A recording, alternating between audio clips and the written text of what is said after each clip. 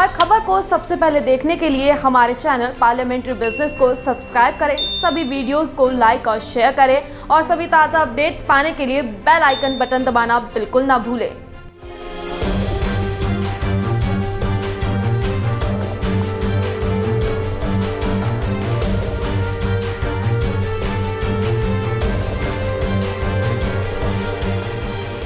समाजवाद के नारों से राजनीति करने वाली समाजवादी पार्टी अब धर्म के सहारे अपनी राजनीति चमकाना चाहती है, और चमकाए भी क्यों ना। इस दौर में जब सत्ता पाना ही राजनीतिक पार्टियों का एकमात्र लक्ष्य रह गया है, तो समाजवादी क्यों पीछे रह जाएं? ये समाजवाद का नया चेहरा है, जहां सत्ता पाने की ललक है, वोटर्स के दिलो दिमाग पर छा जाने की चाहत है।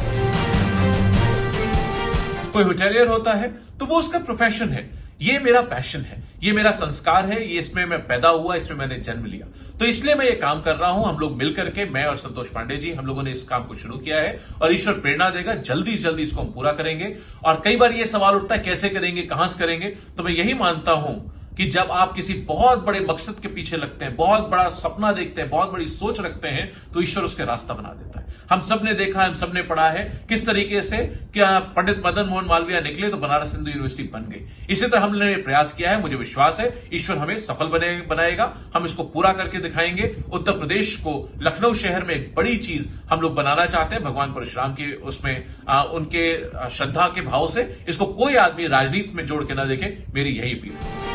दरअसल ये कहानी शुरू होती है विकास दुबे गैंग के एनकाउंटर के बाद। कानपुर के गैंगस्टर विकास दुबे के मारे जाने के बाद ब्राह्मण समुदाय के एक हिस्से में नाराजगी की खबरें आई थी। सोशल मीडिया पर भी इन खबरों को खूब शेयर किया गया। अब जब यूपी में 2022 में विधानसभा चुनाव है, यानी 2 साल से भी कम वक्त बचा है, तो ऐसे में समाजवादी पार्टी को बीजेपी के वोट बैंक में सेंध लगाने के लिए इसमें एक अवसर दिखने लगा। सूत्रों की माने तो अखिलेश यादव के साथ कुछ ब्राह्मण नेताओं की बैठक हुई है।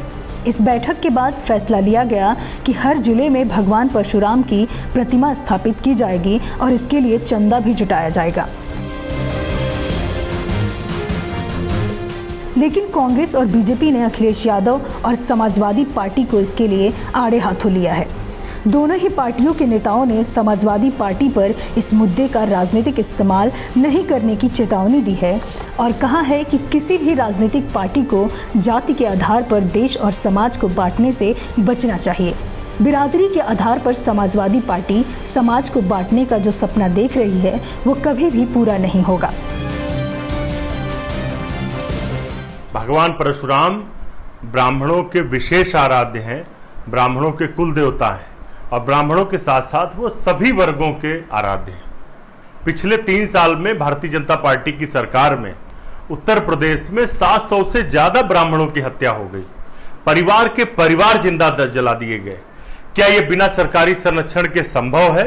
बिल्कुल नहीं। दूसरा, जब ब्राह्मणों की हत्याएं हो रही थी, परिवार जलाए जा रहे थे, उस समय समाजवादी पार्टी सहित सभी के मुंह बंद थे, सभी दल शांत थे।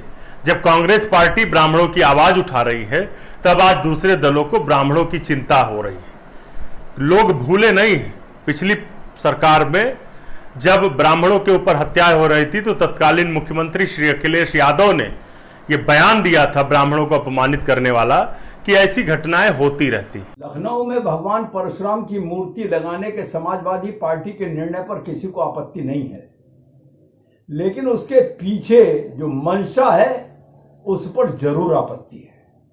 समाजवादी पार्टी का दोहरा चरित्र उजागर हो रहा है। एक तरफ उनके संभल से सांसद श्री शफीकुर रहमान वर्क कहते हैं कि अयोध्या में मस्जिद थी, मस्जिद रहेगी, आज भी मस्जिद बताते हैं। दूसरी तरफ अभिषेक मिश्रा जी भगवान परशुराम की मूर्ति लगाने की बात करते हैं और आज की तारीख में ब्राह्मण सहित समाज के सभी वर्ग भारत के प्रधानमंत्री आदरणीय नरेंद्र मोदी जी के साथ हैं, साथ रहेंगे। वो बिरादरी के नाम पर समाजवादी पार्टी उनको तोड़ने का जो सपना देख रही है, वो मुंगेरी लाल के हसीन सपने साबित होंगे।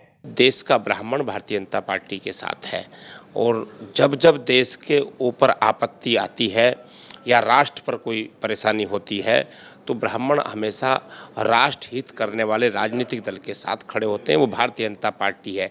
साथ ही में उसका जो विषय आता है कि जो इन्होंने कहा है कि मूर्ति लगाने से उत्तर प्रदेश के ब्राह्मणों को लुभाया जा सकता है, तो वो उनका सपना साकार नहीं होगा।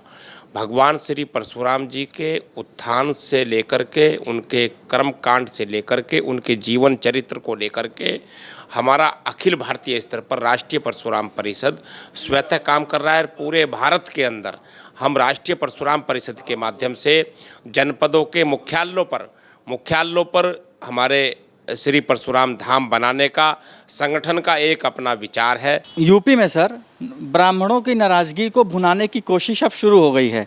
एक तरफ जहां ब्राह्मण नाराज हैं मौजूदा सरकार से, वहीं दूसरी तरफ पूर्व मुख्यमंत्री अखिलेश यादव और उनकी पार्टी सपा वो ऐलान कर दिए कि हर जिले में परशुराम की मूर्ति लगाई जाएगी। क्या लगता है सर कि आने वाले समय में इससे क्या राजनीतिक क्या महत्व है और क्या फ़ायदा मिल सकता है सपा को? देखिए, मैं स्वयं में जाति विहीन समाज का समर्थक हूं और उसको अपने आश्रय में रखता हूं। इससे जब भी कोई व्यक्ति जाति के आधार पर कोई गतिविधि करता है तो मेरे लिए वो नापसंदगी की चीज़ होती है।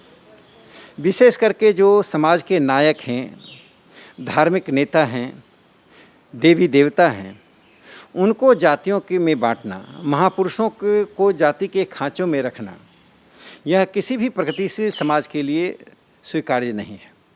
मुझे लगता है कि समाजवादी पार्टी जो लोहिया जी के नाम से राजनीति करती है, उनकी उस विरासत को समझे कि हम जातिवाद और जाति विहीन समाज के लिए लड़ाई लड़ें और समाज में एक तरह से आम सहमति होनी चाहिए कि जातिवाद की जो विषाणु है वह राजनीति में तात्कालिक रूप से किसी को लाभ पहुंचा सकता है, सत्ता से बाहर कर सकता है, सत्ता में ला सकता है, लेकिन अंततः इसकी खामियाजा वर्तमान से अधिक पीढ़ियों को भुगतना पड़ता है।